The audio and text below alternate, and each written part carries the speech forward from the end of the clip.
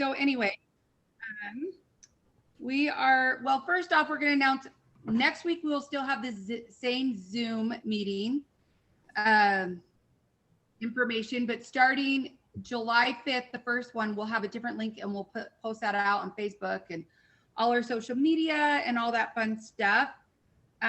Remember to connect to the Summer Passport Program and all the fun adventures that are going on there. Okay, let me pull this up. Okay, Jenna has been here before, but we're excited to have her back again. So just a little bio about her again. She is a registered dietitian and works for Utah State University Extension. She became a dietitian because she loves helping others and teaching them how to achieve optimal health by making health and sustainable food and lifestyle choices. Her go-to mantra with food is all food fits. In her position with USU Extension, she loves working with community members across Cache County. She enjoys working with all ages, from children to older adults. Jenna loves summertime, running, golf, traveling, and learning about new cultures, good music, reading, and spending time with family. All right, we'll turn it over to you. Awesome, thank you.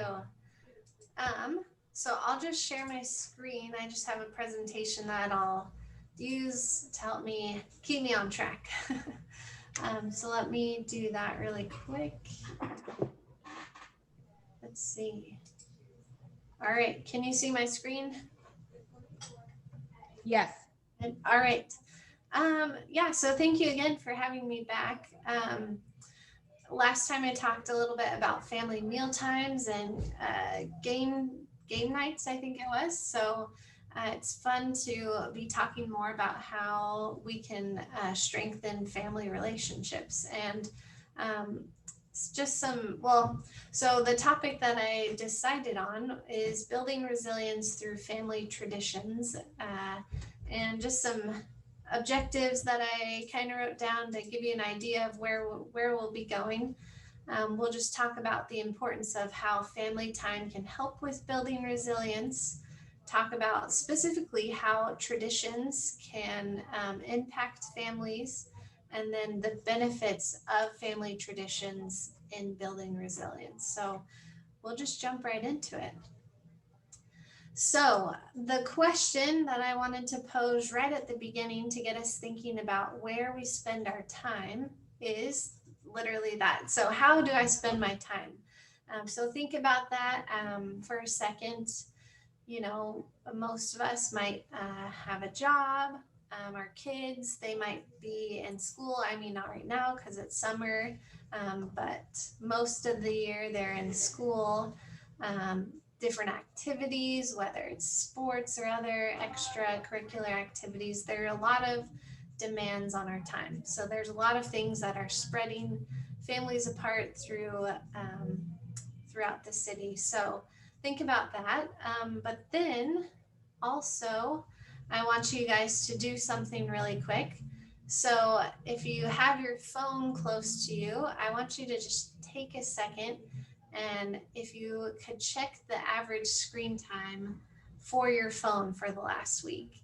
And I have the instructions. I only did Android and iPhone. I figured those are the two most common phones, but for most of them you go to settings, and then from there it's a little bit different. But I'll give you a second to check the amount of time or screen time on your phone for the last week. And you don't have to put your average into the chat. It'll just be for your own purpose, not for anyone else, just to get you an idea of how much time you're spending on your phone. Because like I said, of course, we all have those responsibilities, but we also have a lot of free time, and we choose what we want to do with that free time. And because we have great technology, we have computers, tablets, phones, it can be tempting to spend a lot of time on those phones. And being on phones, you know, definitely has its purpose, whether we're texting or calling people that we know, but then there's also a lot of other ways that we can that can take our time when we're on our phone, whether it's social media, apps that are games, etc. So hopefully you're able to look up your average screen time, and you'll just have that in your head. Looks like we have something in the chat. Okay, yeah. So sometimes our screen time goes up because it does count when you're on the phone for a phone call. So I think sometimes it also breaks it down. So that can give you an idea as well. But yeah. All right, so we have that number in mind. Now, I just want you to think about this question, and I do want you to put a guess into the chat. So what is the average time spent together by a family? So this is the whole family during the week. So for a weekday, what do you think the average time is that a family spends all together? And I learned this from our family marriage and family specialist at USU Extension, Dave Schramm. He gave a presentation and talked about this question. So if you want to just put a guess in the chat, so what do you think is the average time spent together by a family for just one day? So not in total for the week, but just for one day. So we've got 2 hours, 5 hours a day, 1 hour. Any other guesses? Less than an hour, possibly.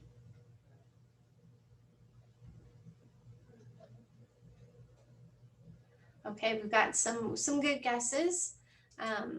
But research has shown, let's see if it'll go. So the average time spent together as a family for one day during the week is about 37 minutes. So this is the whole family together, doing whatever. So that's kind of surprising to think, 37 minutes, that's not a lot of time. That's less than just a normal show that you might watch on TV. But unfortunately, because life can get so busy, to have the whole family together, on average for Americans, it's pretty rare these days, which is pretty unfortunate. And of course, that's just the average. So depending on your family situation, it might be different. But research has also shown that most adult Americans spend about 3 hours a day on their phone or on social media. So just seeing that comparison is pretty significant and something that we need to be aware of if we're trying to strengthen our family relationships. So how do we take charge of our family time? And there's a lot of things that we can do. This is just some ideas that I found from research as I was researching for this presentation. So first of all, just make the most of the time we do spend together. And we'll talk more about this as we go throughout the presentation. But because we're busy, we need to be aware that when you are together as a family, that we need to choose to really be present in that moment. And one way we can do that is by disconnecting from electronics. And this specifically, what I found is just from, phones and things that would keep you just specific to not talking to the rest of your family. So if your family wants to have a movie night or enjoys playing some sort of game on electronics together, that's totally fine. But if you're just all sitting on tablets or your phones and you're disconnected from each other but in the same room, that doesn't really count. So doing things together as a family. And this might be, maybe you have a weekly meeting as a family or a monthly meeting as a family. This can be a topic of discussion that you can talk with your kids about. How can we spend more time together? How can we disconnect from technology and work together to connect with one another? And it can be a goal that you as a family can set. And it'll be different for every family. So that's why I won't give you any specific goals. It's something that you'll want to set. But one thing to think about is those meaningful moments that we all have throughout the day. So meal times are meaningful moments you can spend together as a family. If your family is busy, going to school, going to activities, if your kids are younger, you have to take them to those activities. So trying to connect during that traveling time. So it might be tempting for kids to be on their phones or on an electronic device during those traveling times, but maybe you're setting a goal to say, hey, when we're in the car, we're going to be together and connect with one another. And that's just one idea. And then weekends are another great way to spend time together. So thinking about this, that we want to take charge of our family time, let's dive into resilience and family traditions. And as I was thinking about what topic I wanted to present about, I was researching and I kept coming across resilience. And I think this was a big topic of discussion. It's really relevant, especially coming out of the pandemic where there was a lot of stress, especially on the family life. And so it's something that researchers were able to study and come up with ways that families can build this resilience together. And it was interesting because they talked about how family traditions can help with building resilience. So let's briefly talk about what resilience is and how we can build it as a family. So just the definition of resilience, there's two main definitions. So basically, when we're resilient, either as an individual or as a family, we're able to recover quickly from difficulties. So I think that's the key thing to remember. It doesn't mean that we're not affected by our trials or hard things that are happening in our life, or that we're never have any hard things happen. It's just how well we're able to recover, to spring back from that stress or from those difficult times. So with family resilience, the idea is that, and I really love this definition of family resilience. So it's the capacity of the family as a functional system. So just remembering that you're working together to build this resilience, to withstand rebound from stressful Are you eating the soup with a fork? challenges. Yes. Someone, oh yeah, there you go. Okay.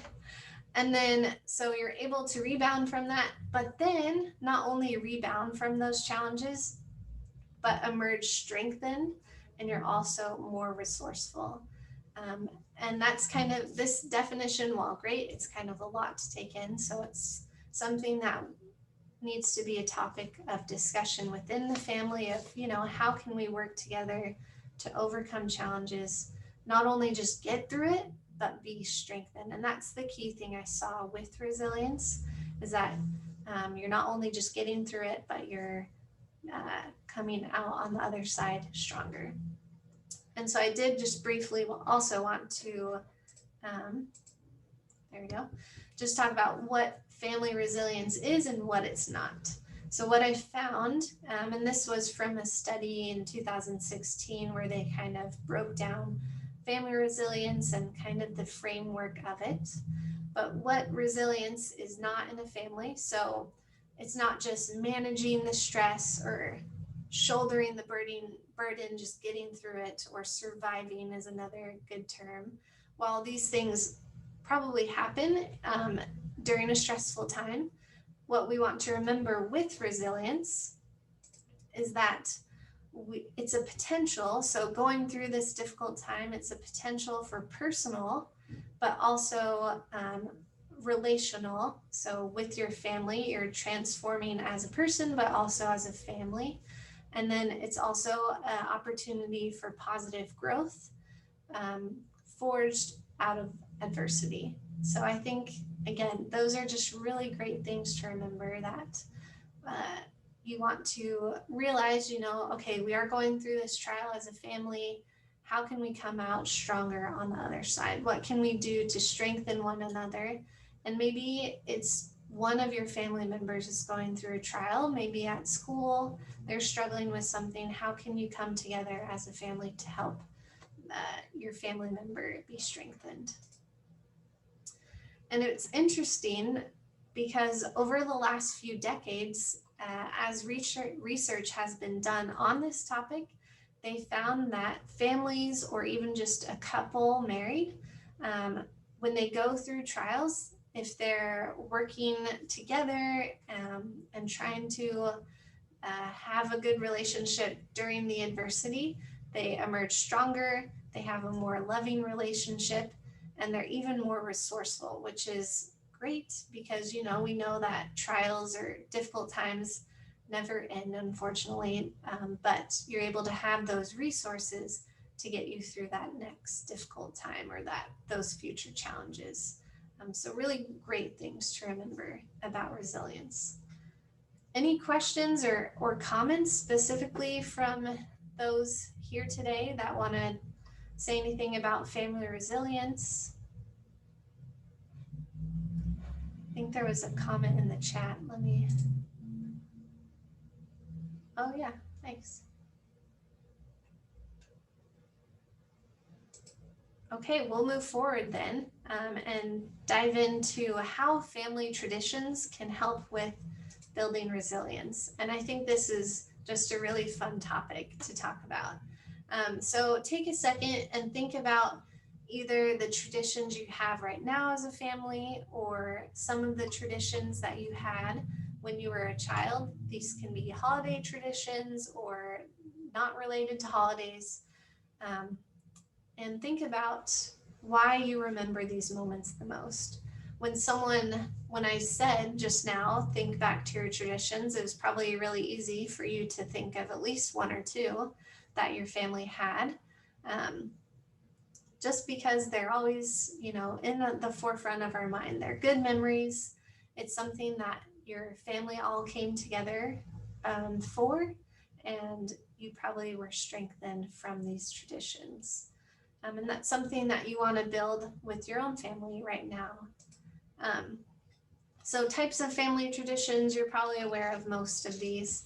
So holiday traditions, those are usually the ones we think of when we think of family traditions, whether it's, there's a lot, so I'm not going to name them all, but you get the idea with that.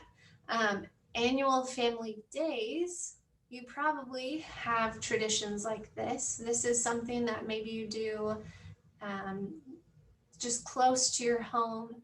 Maybe your city hosts an event every year and you go as a family to that. Or maybe during the summertime, you always do some picnics or something like that. But annual family days can also be traditions. Maybe you have annual family trips. These are great family traditions as well. Maybe your family growing up had a cabin, or maybe you have a cabin that you always go to now. And there's good memories around that. But just keep in mind with these annual family trips, they don't have to be extravagant or expensive. It's just something that your family does each year, some sort of trip that builds family unity and strengthens those relationships.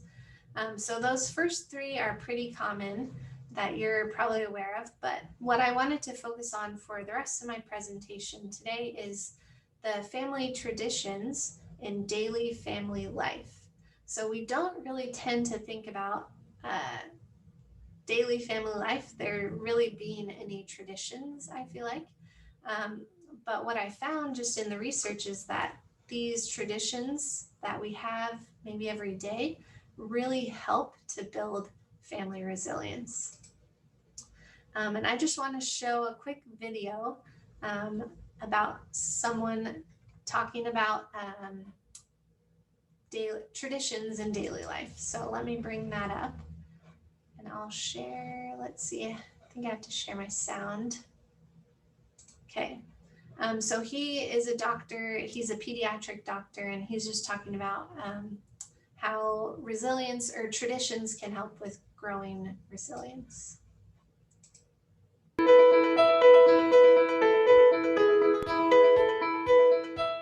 In part 3 of our Building Resilience in Children series, developmental pediatrician Dr. Rob Ketter from Connecticut Children's is joining me again today to talk a little bit about ways to get creative with your kids and constructively pass the time as we sit here and endure the coronavirus pandemic. So this week's topic is pretty interesting. We're going to talk a little bit about how you can start new family traditions, maybe even experiences that your children can look forward to each week. What do you have for us tip-wise?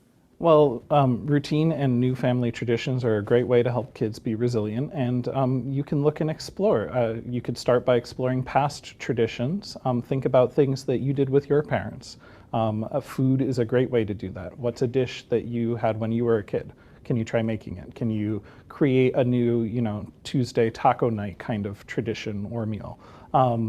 Other activities you can do are figure out fun games to play. What's really neat is try to see if your family can make up its own game. Make up your own board game. Take some cardboard, take some sheets of paper, see what you can find around the house and make a game out of it. Other new things that are great are going for walks if you don't do that already, but as the weather gets nicer, we can go outside, we can play with our pets, we can do a little bit in the yard. We could also think about having fun activities like a family dance party or playing family charades. Who doesn't love to just play some music and start dancing, right? Great way to pass the time. Yeah, you could play any kind of music and start doing that. New activity that could be fun too is take it back a little back to the early 1900s, like do podcasts and radio shows, right? There's some really good kids podcasts out there. NPR and some other stations have some really nice ones that are stories and like that kind of like adventure time feeling. Let kids' imagination run rampant and create it as a scheduled thing that you look forward to doing each week. And how does this also help with their developmental progress and building those critical thinking skills? I'm sure it all ties together. We're doing all kinds of things, like something like making a game, whether it be a board game or a game to play, is it's building executive function skills, learning how to turn take, problem solve. It's helping develop new language skills as you're negotiating and going through all of that. And it's developing the social skills of trying to figure out how to do things with other people. I like the ideas, especially cooking. I know you can get the kids cooking sets out there so you can get them very much involved in the process, which is a great way to pass some of the time while we all stay home and weather the coronavirus pandemic. Yeah. Dr. Rob Ketter, thank you so much for joining us. We'll be back with more tips next week. All right, so I thought the tips that he shared were really great. And we'll talk a little bit more about ideas of traditions that you can have in daily family life. But one thing that he said that I think was really important is to take the time to schedule these traditions. So children and youth, they look forward to it. They know that they're coming because like he said, they benefit from having that routine. It helps in the developmental part of it too. And so if you, like I said, if you have those weekly or monthly family meetings, if you're thinking about traditions that you can develop or that your kids are interested in having as a family, it's something that they can be looking forward to. And I think summer is a really great time to start those family traditions or start thinking about them, maybe planning for the school year of, what can we do that's fun? So when life starts to get super busy again with school and other activities, you already have them in place and it's something easy that your family is used to doing. So just some other benefits of traditions in daily family life. And this is from Alyssa Grace, and she is a marriage and family relationships expert as well. She is a director at Biola University. So these were some of the tips that she shared. And I just kind of wanted to go through them and just share a few tips from what she said. So the first one is family traditions can teach and reinforce your family's values. She mentioned a lot about holiday traditions. So depending on your beliefs or your values, you can pass those on to your children, but also just things like game night reinforce the importance of family time. She talked about how doing service as a family in your community shows your children what's important to you, the importance of serving others, and that sort of thing, or even just serving within your own family can be important as well. So that's one. Number two was provide a source of identity. So traditions can help to provide a source of identity. And she mentioned something that I really liked. So whether it's with your culture or just traditions that you've developed over the years, kids can say, you know, this is us, this is what we do, this is who we are based on the traditions. And again, it's something they can look back on as they're older and even continue when they have families of their own. And of course, we know traditions help families bond closer together. But the key thing here, that's the next one. So they help families build a closer bond. And she also mentioned having these family traditions is a great way to incorporate intergenerational connections with extended family.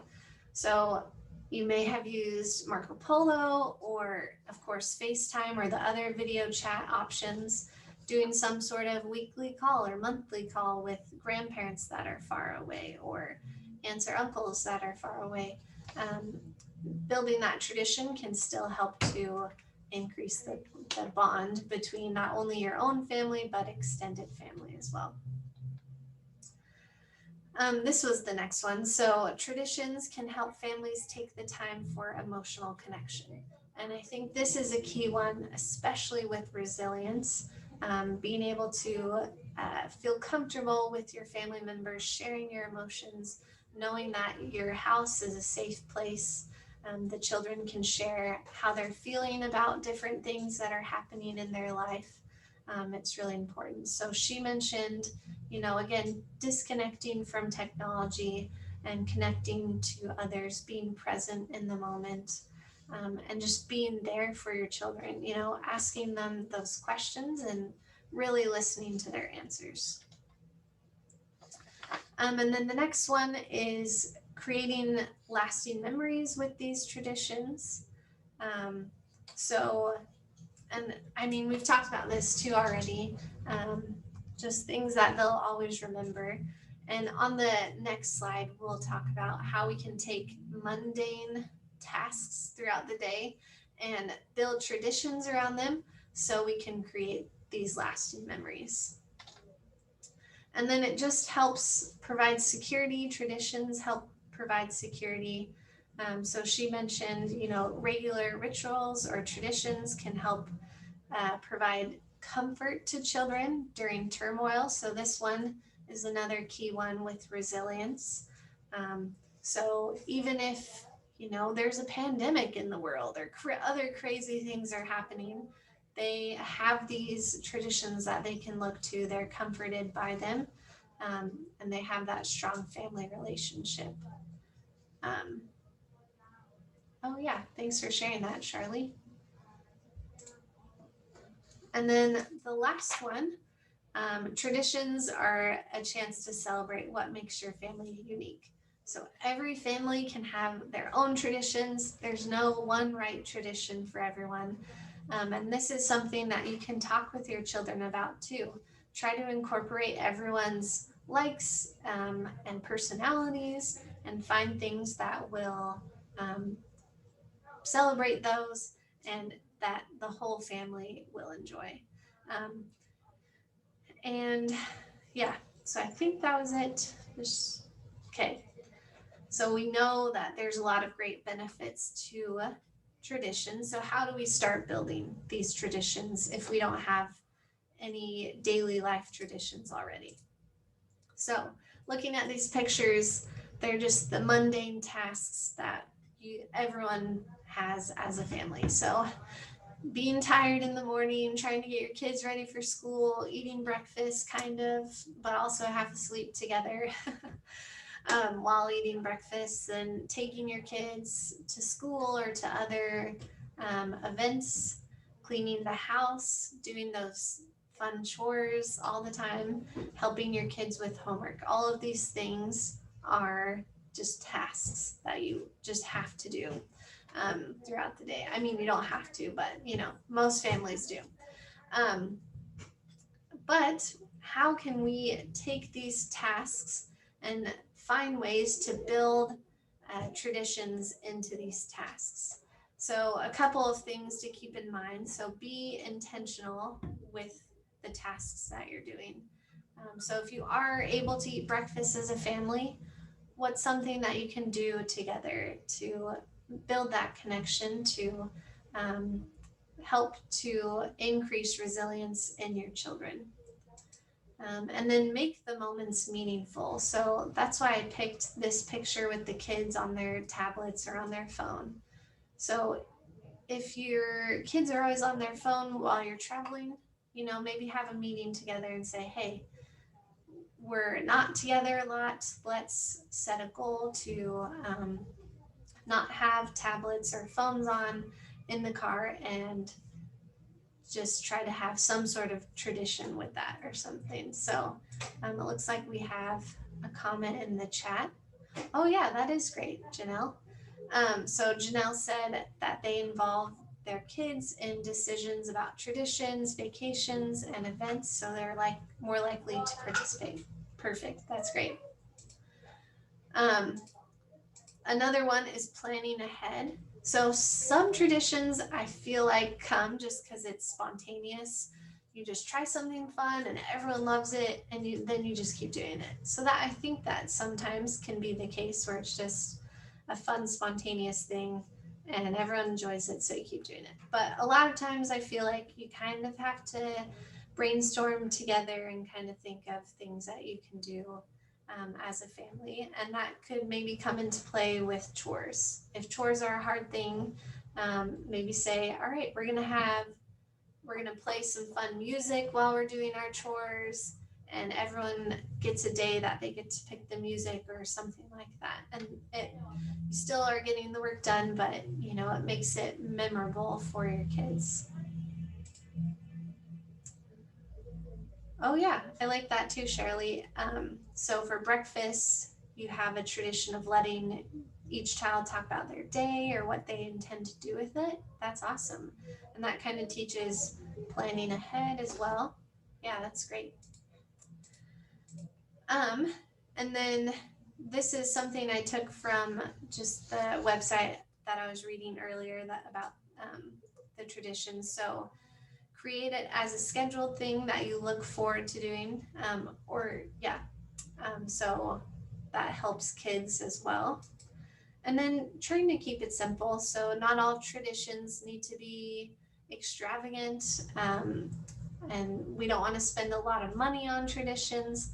Something simple that you can do once a week or something like that. So it's not stressful on the parents, but still fun for everyone. And then the last one, just being aware of, the ages in your family, and kind of developing the traditions as your kids get older. Some traditions might drop away, and then you'll find new traditions along the way. So that's something to keep in mind as well. Oh yeah, that's great, Catherine. So she mentioned that they set goals on Sunday for the upcoming week and do a little recognition every few days of the accomplishments that kids have made. Yeah, that's super awesome. Even having a big reward like the trampoline, that's really great. Thanks for sharing. Okay, so just to finish up, so there's a lot of different ideas of daily family traditions, and maybe I'll email this to Kim, so everyone can kind of review this on their own. I won't go through all of the different examples. There's 40 different ideas that I found from the same person that I showed the video.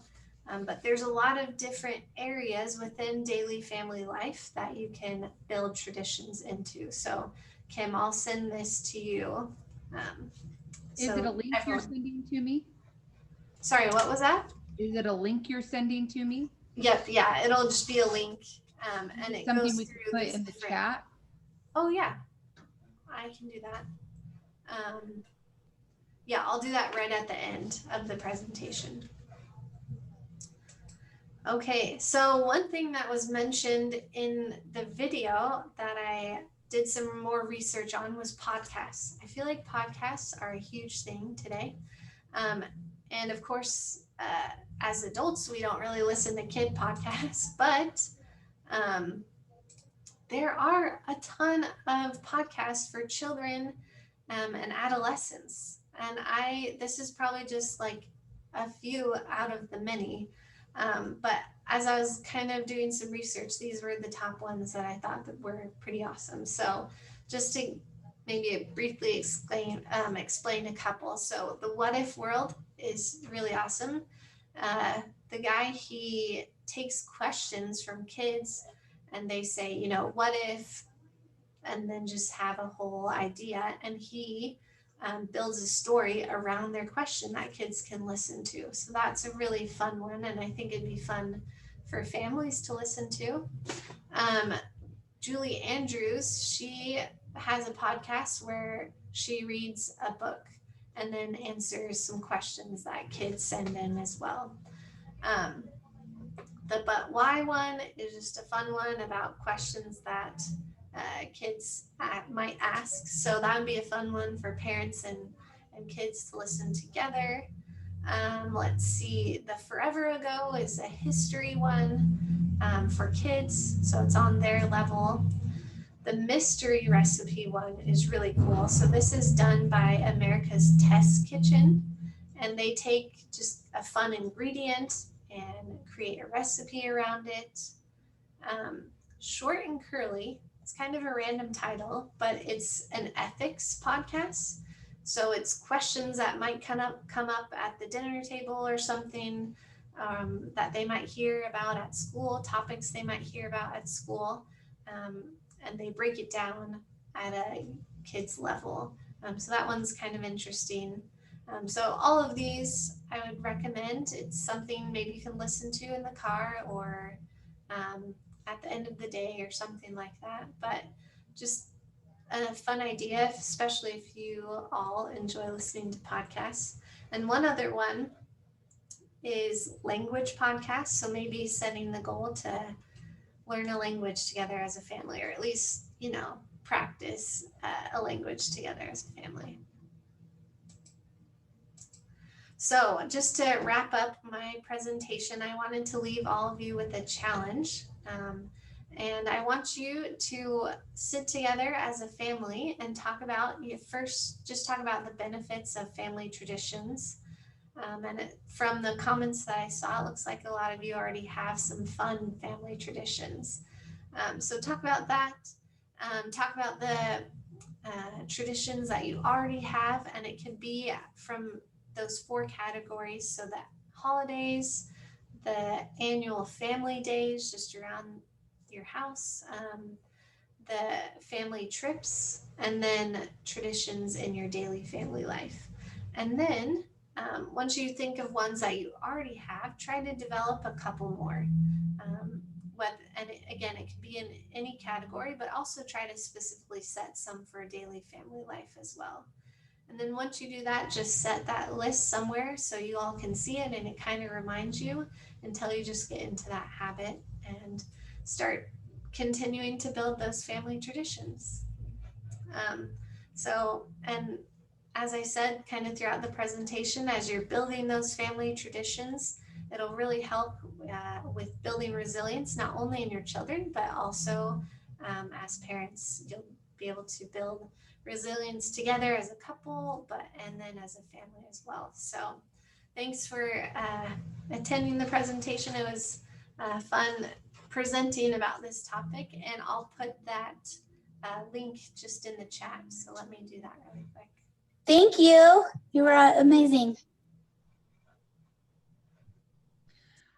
Yes, thank you, Jenna. That was really good. I really enjoyed that. I think family traditions are so important, and it's amazing how much time we can do on our electronics when we just get carried away and not spend that time with our family. For a plug-in with the Summer Passport program, there's so many adventures that you could do, one every day to spend that daily time together. They're simple and easy, but fun, and get your family together and to bond together as a family. It's so important to keep families close. Do we have any other comments or questions before we end our parent conversations today?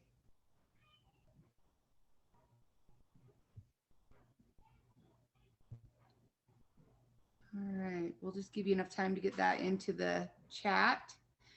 Just a reminder that next week we're going to have radio with us tomorrow. I'm not totally sure what that is. I'm still learning. Shirley, are you still on here? Yes, absolutely. It's radio. And they're one of our adventure partners. They are giving all of you an opportunity to connect with family. You know what? I have used it in my own home. I also use it every Sunday now. I get together with my grandchildren that are in New York. And we'll actually get the others connected as we learn how to use it and stuff. So really what I want to do is in the future, I want to have all of my children, all of my grandchildren be able to connect with us every Sunday afternoon and read books together. And you guys, I am absolutely loving it. Particularly my Ithaca grandkids. We have not been, ever since my son came home from his mission and went to school and moved away. They have been gone literally their entire, the whole life of my grandchildren. So we go visit them, but we have not really had an opportunity to spend time around them the way that we have with others. Like with Jess, they were here before they moved, so we knew the grandkids. Lauren just barely moved. It has been amazing in just the last month since I, met Radio, came across Radio and set up my my account with them. I have gotten to know my grandchildren so much better. We read books. We read a couple of books every Sunday afternoon, but that also brings up the conversations. We get to talk about what they're doing. We get to talk about what they like and their likes and dislikes, and it's amazing. I am absolutely loving this, and it's completely free. Radio is giving everyone an entire month completely free, so you guys utilize that with your grandparents, whether they are close by or far away. I can see our cousins, as soon as my bonus kids get a hold of this, I can see the cousins reading together. The cousins just love to, they spend time together all the time. And I can see them getting on. And the other thing that, that Casey pointed out, which, I'm sure I've pointed out before as well, but it literally increased my library. Now, I love books. Those of you that know me know I love books, and I have books in every corner of the house. I don't have room for any more books, but with Radio, I now have, it added over 1,000 new books. These are the new titles. And I don't have to have shelf space for it. So I really love that too. So anyway, definitely be sure to, first of all, join us next week. And Radio they're actually going to be talking about the importance of reading. And so that will be very, very interesting, and not just reading. I think we all know that it's important to read with our kids when they're young, before they can read on their own. But there are benefits to reading together, even after the kids, know how to read. And that's been really fun. With my grandkids, we take turns. And so each one of them gets to read a page. And so we're gonna be talking about that. Also, be sure to check the upliftfamilies.org website. Sometime today or tomorrow, there will actually be an article posting an update about the Summer Passport Program, and that was the topic that we chose to write about this week. So we're going to really focus on the importance of reading together, because there are lots of benefits there. Liz, did you have a comment? Yes, sorry. What is the promo code again? So if you go to radio.com/MYDD, that will take you straight to it. Or if you go to their regular site, you can put in promo code MYDD30. And that will give you the free trial. Thank you. I thought other people might want to know that too. Yeah, absolutely. In fact, yes, thank you for putting that in the chat. So yeah. Very good. Sorry, that was probably much more than you. No, that's great. expect. I've signed up, but I'm learning how to use it. So me and my daughter, she doesn't know it yet. We're going to test it out today to see if I can figure it out. So Yeah, and we're still learning. You know, I still jump with my grandkids. Yesterday, we were trying some things out, and that's part of the fun too, as we check things out together. So yeah, we're still learning. But I'll tell you what, this is something I'm excited to do. Like I said, way past the summer passport program, this will be a tradition with my grandchildren for the rest of forever, as long as I'm here. all right, perfect. Well, thank you again, Jenna. It was wonderful to have you again, and join us next week to learn all about reading with your family, and we'll see you then. Thanks, everybody. Bye-bye.